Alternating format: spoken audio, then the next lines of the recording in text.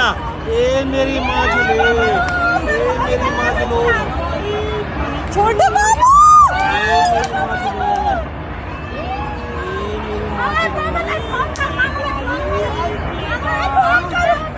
मामा चले गया सेफ जगह। दोस्तों, धराली में राहत एंड बचाव कार्य जारी है। भारतीय सेना बढ़ चढ़कर हिस्सा ले रही है। एनडीआरएफ, एसडीआरएफ और आईटीबीपी की टीमें मौजूद हैं। लेकिन इसी बीच एक परेशान करने वाली खबर सामने आई है कि भारतीय सेना का एक अधिकारी और 8 जवान जो हैं इस आपदा के बाद लापता हैं। हमने आपको बताया था कि भारतीय सेना का हर्षिल कैंप जो है, जिसकी आप तस्वीरें देख रहे हैं, ये भारतीय सेना का कैंप है। जो आपदा आई है उसकी चपेट में ये कैंप भी आ गया था।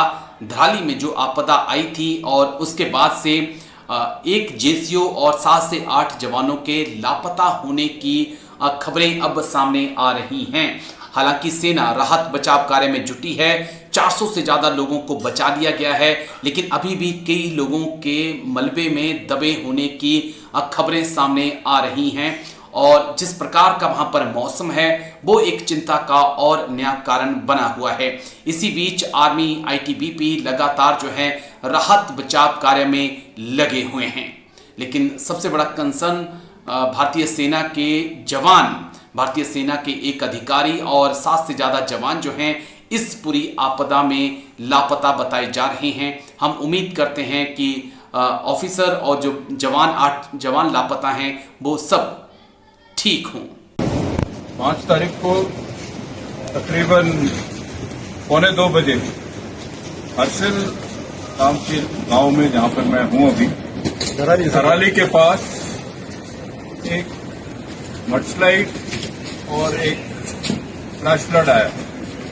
इसके कारण धराली पूरी तरह से ध्वस्त हो गया। सिविल साथी हैं जो हमारे साथ यहां पे रहते हैं, जो बच गए हैं वो अभी मेरे साथ कुछ खड़े हुए हैं, उनके नुमाइंदे। इसके तकरीबन 1.5 घंटे बाद 3:30 बजे आर्मी का जो कैंप है हर्षिल साउथ का, जिसे हम बोलते हैं, लोअर कैंप जिसे बोलते हैं, वहां पर एक और मडस्लाइड और फ्लैश फ्लड आया, जिसके कारण हमारे कैंप को भी क्षति पहुंची है और धराली का ये इलाका पूरा कट ऑफ हो गया। इस पहले फ्लैश फ्लड के रेस्क्यू कार्रवाई के लिए हमारे वहां के सीओ साहब कर्नल हर्षवर्धन चौधरी राजरिफ अपने 150 सैनिकों के साथ यहां पे तैनात हुए जब ये फ्लैश फ्लड हमारे साउथ कैंप में आया। इसके कारण इंडियन आर्मी को 8 जवान, एक जेसीओ, 7 जवान का नुकसान हुआ है जो अभी तक मिसिंग है। हमारी पूरी कोशिश है कि धराली गांव का जो कनेक्टिविटी है वापस जल्दी से जल्दी रिस्टोर हो जाए, ताकि हर्षिल से यहां तक हरकत हो सके। और यह भी कोशिश है कि जो आबादी यहां पर मिसिंग है उनका खोज किया जाए। तकरीबन कहा जाता है 30 से 40 लेबरर्स जो यहाँ पे काम कर रहे थे वह शायद मिसिंग हैं। 8 यहाँ के जो जनता में से क्षतिग्रस्त। मैं पूरे यहाँ की जनता को आश्वासन देता हूँ कि इंडियन आर्मी आपके साथ है और आपके इस क्षति को दूर करने में और मदद करने में पूरी मदद करेगी। हमारे साथ आईटीबीपी, एसडीआरएफ और पीछे से जो भी रिलीफ कॉलम आ रहे हैं उन सबको डिप्लॉय करके हम आपकी पूरी मदद करेंगे। Thank you.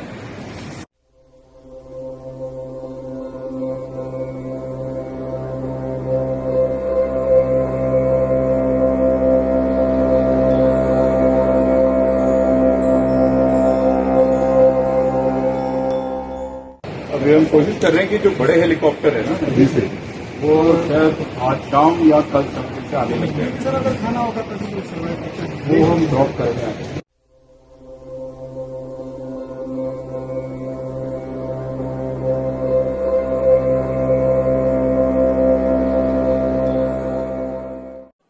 complete synergy with civil administration, Indian Air Force, NDME, ITBP, the Indian Army has intensified the joint relief operations.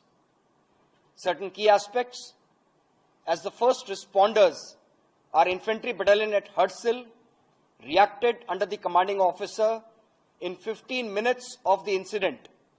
This was despite few of our personnel themselves being affected. Since then, additional columns have been deployed. Our special forces from Agra in AN-32 and C-295 aircraft have been flown.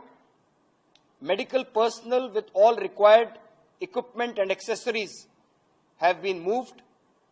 The engineers have moved specialized equipment, and engineer task forces have been deployed, including with the BRO, with efforts to clear the communication lines. Special equipment and technological gadgets to include ground penetrating radars, employment of drones, logistic drones, and the types is being ensured. Search and rescue dogs have been inducted, including by airlifting them. The rations are being airdropped for relief to the locals and the stranded tourists. The route opening is being carried out. The Indian Army, Army Aviation and the IAF in complete synergy are undertaking sorties through Chinooks, Mi-17s, ALH and our Cheetah platform. Our signalers are ensuring restoration of communications, for which satellite phones have been provisioned, and satellite-based web terminal to enable internet connection in the proximity of the affected area is being carried out. Casualty evacuation is being carried out. Indian Army has established joint control rooms at Dehradun, Joshimath, and now fully operational at Harsil Dharali itself. Wish to also highlight that General Sengupta, the General Officer commanding Central Command, despite the adverse conditions, could manage to reach out at Harsil and Dharali on 6th itself for overseeing the rescue operations. We are committed to round-the-clock operations on war footing to provide all requisite assistance. मैं आश्वासन दिलाना चाहता हूं कि हर प्रकार के relief operations को पूरा किया जाएगा और इसमें सेना और इंडियन एयरफोर्स का सभी एजेंसीज के साथ मिलकर प्रयास। जैसा सभी को मालूम है, परसों से जो आपदा की स्थिति है, जो राष्ट्रीय राजमार्ग 34 के ऊपर धरासू से लेकर गंगोत्री के बीच में, जो धराली गांव में और हर्षिल के एरिया में जो मेजर क्लाउड बर्स्ट हुआ, उससे और उसके बाद जो बरसात हुई, जहां पर हम अभी खड़े हैं उत्तरकाशी, यहां से लेके अगर धराली तक जाएं तो तकरीबन 96 किलोमीटर है और इसके बीच में 4 मेजर स्लाइड पॉइंट हैं और एक ब्रिज नष्ट हो गया है। तो यहाँ से हम परसों रात से बॉर्डर रोड के जवान और मशीनरी सड़क पर है और इसको खोलने की प्रयास में है और हमारा अनुमान है कि कुछ घंटों में हमारा जो कनेक्टिविटी है, वो जो जहाँ पर ब्रिज टूटा है लामचीगढ़, वहाँ तक कनेक्टिविटी हम बहाल कर पाएंगे।